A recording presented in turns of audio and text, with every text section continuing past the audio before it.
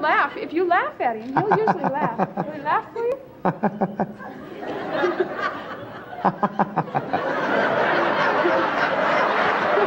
The Tonight Show proved that sometimes the biggest stars weren't the celebrities, but the baby orangutans climbing onto Johnny's lap, or the dog that could climb trees.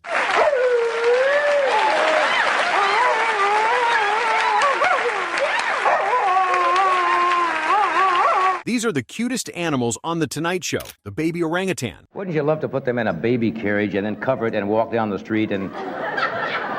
We do. So they're all covered, and then someone come and see, and then just pull that back and have those two things. And they're very surprised. Now, those aren't chimps, are they? Those are, These are orangutans. And this is really a very special occasion to have twins. These are twins. And they are...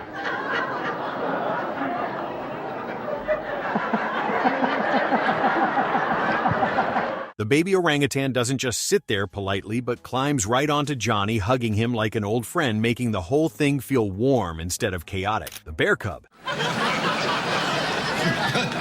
Yes, sir. There's been a bear in my soup. Get out of here. Oh, look at that. He's a great little bear. And full of and strong. And he's very, very strong. Extremely strong. Also has his own. He just touched you, did he? Oh, he bit me. No, there's no blood, but he no blood. gave me a little. That's all right. No problem. We've got mutual Omaha insurance. Bear Cubs always have an instant charm with that round, clumsy baby animal energy that people cannot resist, making the segment feel more cuddly than tense. Carson loves baby wolves. Very smart creatures. Oh. Yeah. Are these endangered? They are very this much. country? They're highly endangered. What about the controversy about the ranchers and all those that they...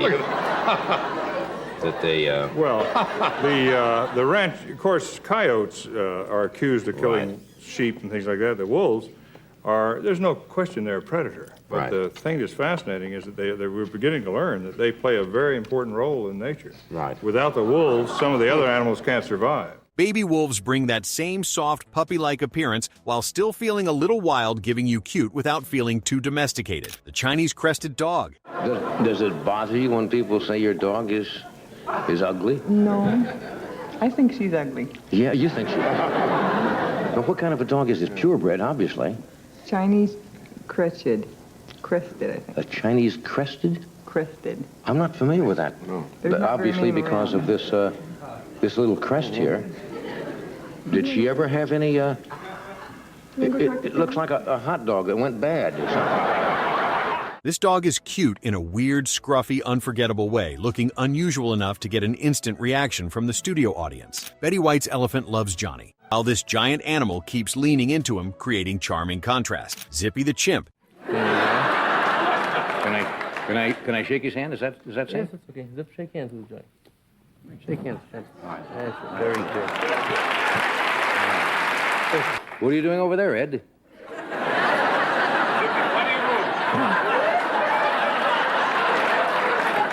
He actually uses utensils and... Mm-hmm. Put your napkin on. Put your napkin on. Put your napkin on.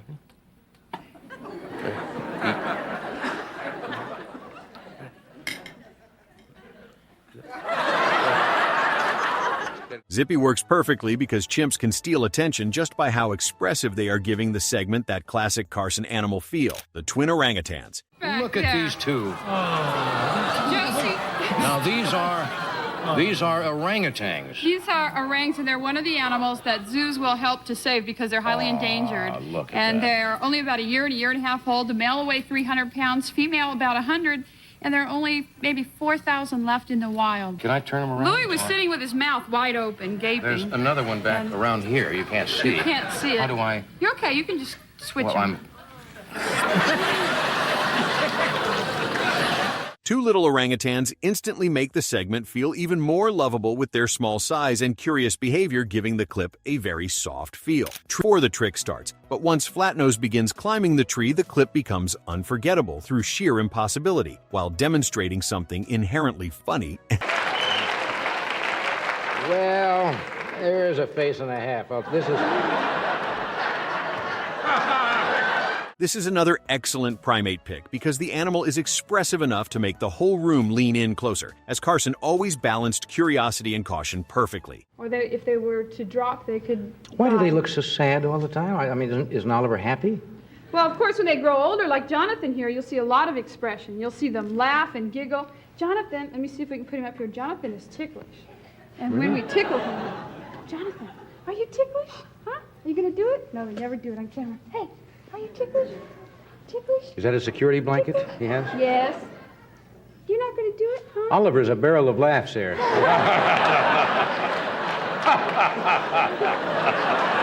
Baby Pygmy Hippo. That's a baby hippo.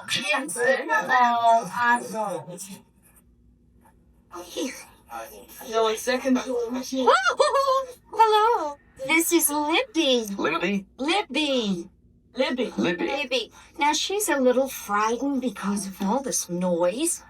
Let's come around here, Libby, and see. How new is that hippo? This is a great addition because a baby pygmy hippo is cute the second it appears with that tiny, heavy, awkward look that makes the whole room smile immediately upon seeing it, while Johnny seems genuinely fascinated by how remarkably small and unusual it is. And she said, I'm a little frightened.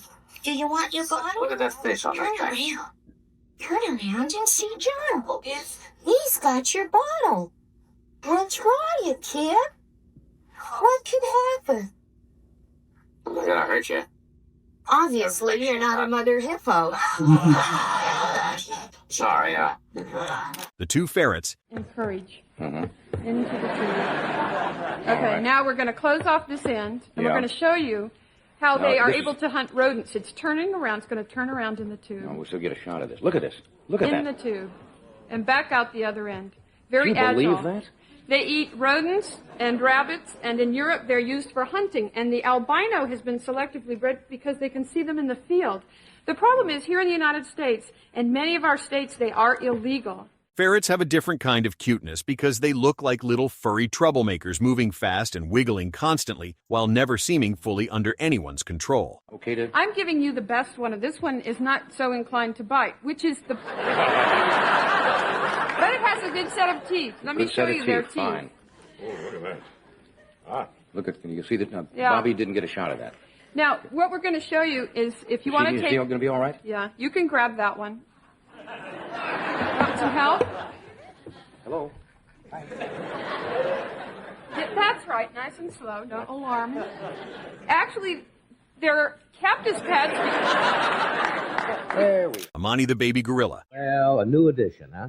I never like to see the animals until you bring them out here. This is Now, that's one not of a our... chimpanzee. No, remember when we had the film of our baby gorilla, little Jim from the Wild Right. Animal Park? Well, this is a real thing. This is the baby gorilla. This is baby gorilla Jim. Was, look at that kisser. We're going to have to come in with a close-up. He's looking at you. He's looking at me, yes. We can set him up. Amani has that same instant baby animal appeal with the little expressive face and careful movements, making the whole thing feel very gentle throughout, while Johnny always looked fascinated around baby apes and gorillas. That fascination shows powerfully here as the mood feels more affectionate than chaotic, creating perfect television, while Amani sits quietly in the handler's lap, initially just observing the studio environment with huge, curious eyes. He's really quite advanced for his age. He's very coordinated, very alert. Some of the other young apes, like the orangutans that we've had on at this same age aren't as strong or advanced as he is. Do you have to give him a lot of attention? I mean... Yes, he has attention around the clock. He gets feedings every few hours. Jim, He gets milk and cereal. There's his milk. He likes his milk, but right now he'd rather hold on to your hair. Jim, little milk? Okay, here we... The baby gorilla's tiny hands move with surprising delicacy, touching objects on the desk while Johnny watches in complete fascination, asking detailed questions as Carson leans in close, maintaining respectful distance. His genuine interest rather than performative enthusiasm for the cameras shows through as Amani suddenly reaches toward Johnny's face with one gentle finger, making the host freeze in delighted surprise. This is the first time...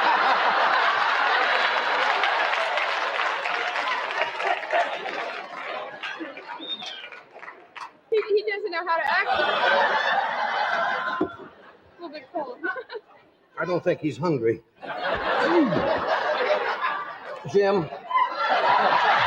The studio audience collectively holds its breath during this tender connection as the bond between human and animal becomes palpable to everyone watching while Johnny's voice drops to an instinctive whisper. He understands naturally that loud noises might startle the baby, creating an intimate atmosphere as the gorilla's expression changes constantly from curious to confused to content, providing continuous entertainment. Carson asks about Amani's age, diet, and daily routine with the same earnestness he'd use interviewing human celebrity guests, treating the gorilla with real respect, while the baby yawns, revealing tiny teeth and pink gums. The entire studio coos audibly at the precious sight as Johnny gently touches Amani's hand when the handler indicates it's safe, creating genuinely moving television that transcends typical late-night entertainment. The segment feels more like an intimate nature documentary than standard comedy programming, as everyone becomes completely absorbed in watching the baby gorilla while Amani grabs Johnny's pencil, examining it closely with intelligent curiosity. The baby gorilla attempts eating the pencil, causing gentle, affectionate laughter throughout the studio, as Carson's face shows pure, unfiltered joy rather than calculated comic timing. The Pygmy Chimp. He's 4 months, and when he's full-grown at about 8 to 9 years old, he'll weigh 75 pounds. How are you? That's only half the size of a common chimp, which is considerably larger.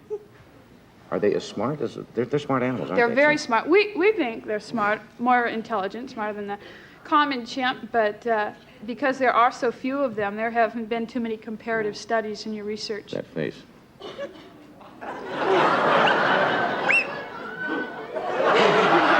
This one is very easy to like because the Pygmy Chimp is tiny, alert, and full of obvious personality with the kind of expressive face that makes the whole room lean in closer to observe while Johnny looks immediately fascinated. The animal feels bright and playful without causing total chaos, allowing the cuteness to come through more clearly than wilder segments as the Pygmy Chimp sits on the desk swinging its legs like a small child. It makes human-like gestures that create instant connection with the audience, while Carson engages in what appears to be actual conversation with the chimp, responding to its vocalizations as if understanding them perfectly. The chimp reaches for Johnny's glasses with careful, deliberate movements, showing intelligence that visibly impresses everyone watching the interaction unfold as Johnny allows it to develop naturally rather than forcing comedy beats. The chimp's personality drives the entertainment completely while the animal makes soft cooing sounds that get picked up perfectly by the sensitive microphones, creating intimate audio that draws viewers in emotionally. Carson asks the handler about Pygmy Chimp's social behavior, while the chimp demonstrates by grooming Johnny's sleeve, creating wonderful visual comedy without trying as its eyes follow Johnny's movements with obvious intelligent interest. This suggests genuine engagement rather than trained behavior or tricks, while Johnny offers his hand and the chimp grasps it gently, examining each finger individually with scientific curiosity that fascinates the audience. The studio audience remains unusually quiet, mesmerized by watching this intelligent creature interact so thoughtfully with the host as Carson's questions become increasingly specific. He's genuinely learning rather than just filling time with surface-level banter, while the chimp suddenly hugs Johnny's arm, creating a spontaneous moment of affection that feels completely unrehearsed. Johnny's laugh sounds noticeably different here, more genuine and less performative as he experiences real connection with the remarkable animal, while the handler explains Pygmy chimps are highly empathetic. The chimp seems to prove it by patting Johnny's hand reassuringly as Carson looks directly into the camera, sharing this remarkable moment with viewers rather than keeping it to himself. The chimp explores Johnny's watch with gentle fingers, creating wonderful close-up moments that the cameras capture beautifully, while the segment becomes more about quiet observation than typical entertainment. Everyone simply enjoys watching this remarkable creature as the moment transcends standard late-night programming. The Tonight Show discovered that the secret to unforgettable television wasn't A-list celebrities or perfectly timed jokes, but rather putting a late-night host in a suit next to a baby orangutan that wanted hugs or a dog that could defy gravity by climbing trees, proving that controlled chaos beats controlled comedy. What made these segments legendary wasn't just the animals being adorable, but watching one of television's smoothest professionals become completely powerless against creatures that couldn't be interviewed, rehearsed, or directed, showing that sometimes the best moments happen when you surrender control entirely. Which cutest animal on The Tonight Show do you think was the most adorable? Let us know in the comments, and don't forget to subscribe for more memorable Tonight Show moments.